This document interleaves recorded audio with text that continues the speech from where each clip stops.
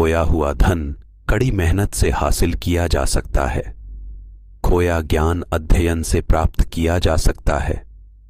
खोया हुआ स्वास्थ्य दवाइयों और संयम से प्राप्त किया जा सकता है, लेकिन खोया हुआ समय सदा के लिए चला जाता है।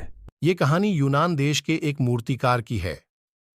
कहा जाता था कि उसकी बनाई मूर्तियां इतनी जीवंत होती थीं कि अक्सर उनके प्राणवान होने का संदेह पैदा हो जाता था।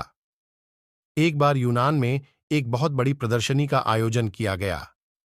उस प्रदर्शनी में उस मूर्तिकार ने भी अपनी बनाई हुई बहुत सी मूर्तियों का प्रदर्शन किया।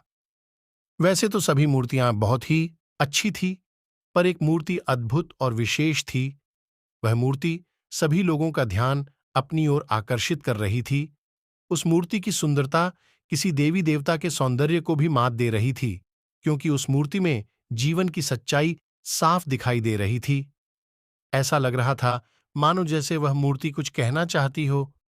उस मूर्ति में कुछ अद्भुत विशेषताएं थीं, जैसे जैसे जहां इसके सिर के अगले हिस्से पर बाल थे, तो वहीं इस मूर्ति का पिछला हिस्सा बिल्कुल गंजा था। सिर के बाल ऐसे लग रहे थे मानो हवा में लहरा रहे हों। जुल्फें कहीं ऊंची थीं और कहीं नीचे।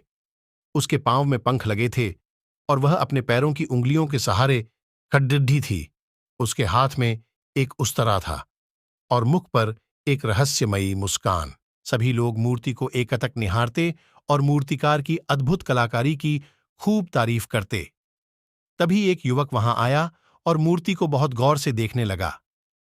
उसके मन में इस मूर्ति के बारे में और अधिक जानने की जिज्ञासा हुई। उसने मूर्तिकार से पूछा, यह मूर्ति किसकी है?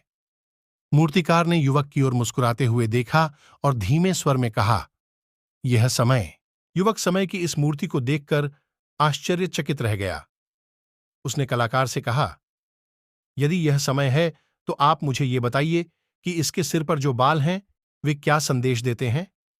मूर्तिकार ने उत्तर दिया, सिर के आगे के भाग पर जो बाल हैं वे संदेश देते हैं कि यदि आप समय को पकड़ एंचना चाहते हैं तो उसके माथे पर लहराती लटों से ही उसे पकड़िए, अर्थात वर्तमान का सदुपयोग करो और फिर तुम जिंदगी में वो सब हासिल कर पाओगे जो तुम पाना चाहते हो।